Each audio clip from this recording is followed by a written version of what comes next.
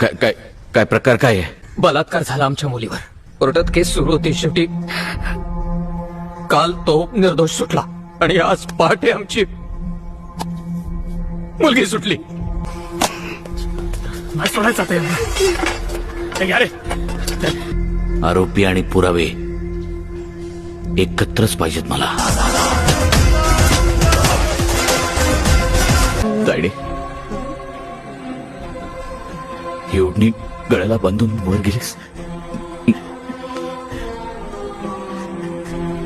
त्याऐवजी जर कमरेला बांधून टिंबी नाक्यावर आली असतीस ना,